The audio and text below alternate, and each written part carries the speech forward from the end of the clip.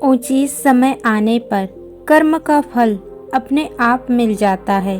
समय आने पर ही सूरज निकलता है, समय आने पर ही रात होती है, समय आने पर ही किसान की फसल पकती है। लेकिन समस्या तब पैदा होती है जब हम समय से पहले ही फल की चिंता करने लगते हैं। संत कबीर का एक दोहा है, धीरे धीरे रे मना, धीरे सब कुछ होए, माली सींचे 100 घड़ा, ऋतु आए होए। यानी कि ये धीरे धीरे मेरे मन, तू अपना काम करता रह, क्योंकि धीरे धीरे सब कुछ होता है। कोई माली किसी पेड़ में चाहे 100 घड़े पानी डाल दे, लेकिन वे ऋतु आने पर ही फल लगेंगे। लेकिन विडंबना यही है कि सही समय तक सभी लोग इंतज़ार नहीं कर पाते और इंतज़ार नहीं कर पाते, इसलिए असफल हो जाते हैं। जो भी इंसान अपने जीवन में सफल होना चाहता है, उसे ये समझना चाहिए कि एक जगह ही मिट्टी खोदने से कुआं बनता है और उसी कुएं से पानी निकलता है जो हमारे प्यास बुझाती है। लेकिन धैर्य न होने के कारण इंसान अलग अलग जगह पर मिट्टी खोदता रहता है और आखिर में परेशान होकर खुद को समझा लेता है कि मेरा तो भाग्य ही खराब है, मुझे तो पानी कहीं मिल ही नहीं रहा।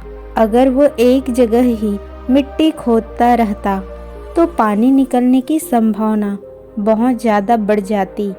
एक जगह मिट्टी खोदने का तात्पर्य यहाँ पर ये है कि आप जो कर रहे हैं, आपने जो किया है, जिसमें आपका हुनर है, जो आपने सालों साल सीखा है, उसी पर अपना समय लगाना चाहिए।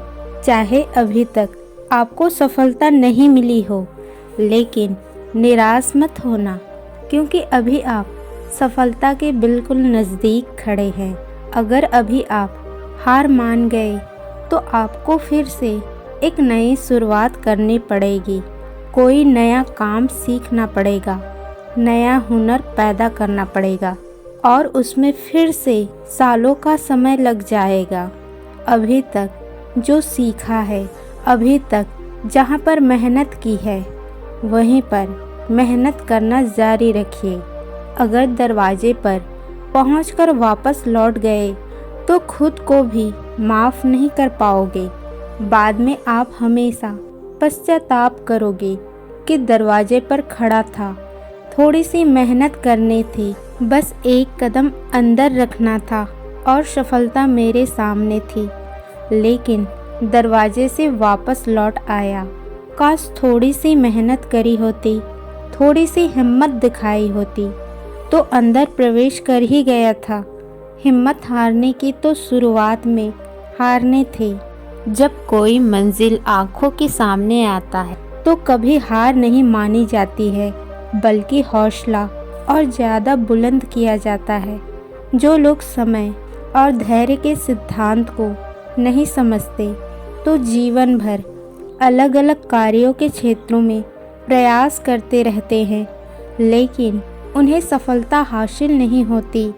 ऐसे लोग अपने जीवन में भटक जाते हैं।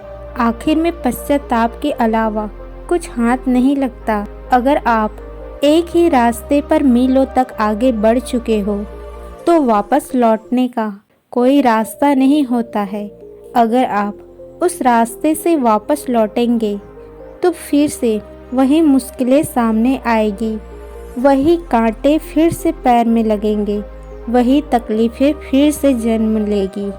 यही रास्ता आपको अपनी मंजिल तक पहुंचाएगा। अगर रास्ता बदलना था तो शुरुआत में बदलना था, अब कोई चारा नहीं है। लेकिन आज के समय में लोगों में धैर्य बहुत कम बनता है। दूसरों की देखा देखी, दूसरों से प्रभावित होकर इंसान हर सफल हासिल करना चाहता है और इसलिए जल्दी सफल होने के चक्कर में वो अपने जीवन में शॉर्टकट पकड़ लेता है, जो उसे अंधेरी दुनिया में भटका देते हैं, गलत कामों की तरफ उसे धकेल देते हैं। जब वहाँ से वापस लौटने का कोई तरीका नहीं होता है। ब्रह्मांड के अखंड नियमों से एक नियम ये भी है कि समय आने पर ही सब कुछ होता है। इस प्रकृति के नियम को आप हर चीज में पाएंगे, हर वस्तु में पाएंगे, हर काम में पाएंगे। एक बच्चा 9 महीने में ही जन्म लेता है। 9 महीने से पहले अगर बच्चे के अपेक्षा करे तो वो मूर्ख होगा, क्योंकि प्रकृति का विधि विधान समय के अनुसार चलता है। ऋतु आने पर ही फसल लगेगा, सुबह होगी तभी धूप निकलेगी, रात होगी तो अंधेरा होगा। आपको नहीं लगता कि प्रकृति के सभी नियम समय के अनुसार ही चलते हैं? तो फिर आप हम प्रकृति के बाहर कैसे हो सकते हैं? और अगर हम प्रकृति के नियम समझते हैं तो हम ये क्या नहीं समझ पाते कि प्रकृति के नियमों के अनुसार समय आने पर ही हम सफल हो पाएंगे? क्यों हम सही समय तक इंतज़ार नहीं कर पाते? इसका जवाब ये है, हमें सही समय का पता ही नहीं होती। सुबह की और शाम की हमें पता होती है समय आएगी, लेकिन हमारी सफलता हमें कब मिलेगी उस समय का हमें सही पता नहीं होती, और इसलिए हम उम्मीद हार जाते हैं, अपना रास्ता बदल देते हैं और जीवन में असफल होते चले जाते हैं। ये भी सोचने की बात है कि इंसान कितना इंतज़ार करेगा, 5 साल, 10 साल, 15 साल, और तब भी सफलता नहीं मिल रही तो उससे ज़्यादा इंतज़ार वो क्यों करेगा? या तो उसे ये पता चल जाए कि उसे 20 साल में सफलता मिल जाएगी, या फिर उसे ये पता चल जाए कि उसे कभी सफलता ही नहीं मिलेगी, तो फिर वो अपना रास्ता बदल सकता है। लेकिन ऐसा तो कभी स्पष्ट नहीं होता है। हमें कितने समय में सफलता मिलेगी ये कभी निश्चित नहीं होता है। जो मनुष्य अपने काम में तल्लीन होकर उस काम को सीख रहा है वो सफल जल्दी हासिल करेगा, और जो अपने काम को टालता रहता है तो स्वाभाविक सी बात है उसे ज़्यादा समय लगेगा। तो इसलिए प्रकृति ने सफल होने के लिए समय की कोई निश्चित इकाई नहीं बनाई, क्योंकि हर मनुष्य के हिसाब से उस समय की अवधि अलग अलग हो सकती है। लेकिन जो समझदार है वो जानते हैं कि कम समय में सफलता कैसे हासिल की जाती है। अगर वो असफल होने का डर और सफल होने का लालच अपने मन से निकाल देते हैं तो ऐसे लोग जल्दी ही अपने जीवन में सफल हो जाते हैं, क्योंकि उनके लिए उनका काम ही ध्यान बन जाता है। और जब हमारी काम ही हमारे लिए ध्यान बन जाती है तो जो चीज़ हम 10 दिनों में सीख रहे हैं वो हम 1 दिन में सीख सकते हैं। लेकिन हम अपने काम को ध्यान क्यों नहीं बना पाते? इसके पीछे का कारण भी जान लेना आवश्यक होता है।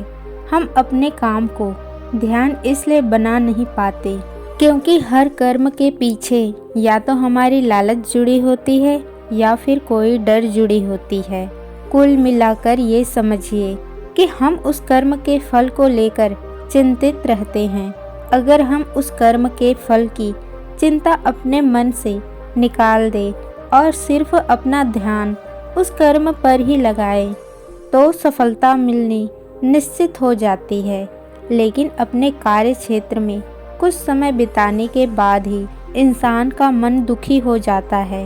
वो परेशान हो जाता है कि सफलता तो मिल ही नहीं रही, तो मैं क्यों मेहनत करूं? अपना रास्ता ही बदल देता हूं। और एक बार अगर मन को भटकने का रास्ता मिल जाता है तो वो हमेशा भटकता रहता है। आप एक काम को छोड़कर दूसरे काम को शुरू करेंगे तो उसमें भी आपका मन भटक जाएगा, क्योंकि आपके मन की प्रवृत्ति भटकने की हो गई है।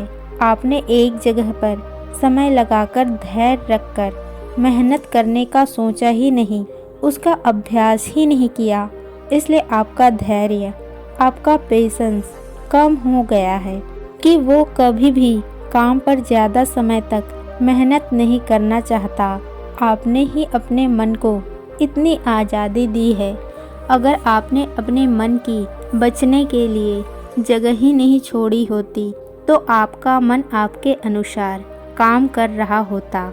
लेकिन आप अपने मन की वसीयत होकर अपने रास्ते बदल देते हैं और इसलिए आपका मन भटकना सीख जाता है और वो अपना कहना नहीं मानते।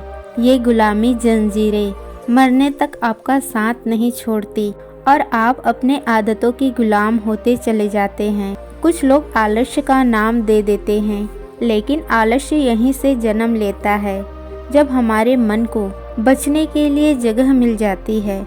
मन को बच निकलने के लिए 1 इंच भी जगह मत दो, एक भी बहाना उसका काम न कर पाए। ऐसी व्यवस्था सुनिश्चित करो, क्योंकि मन का काम हमेशा आपको भटका रहा है। जो जिस मन को हासिल हो गई हो व्यर्थ हो जाती है और वो नहीं मिली, उसके लिए मन तरह तरह की योजनाएं बनाता रहता है। मन का स्वभाव एक जगह ठहरना है ही नहीं, वो पानी की तरह बहता रहता है।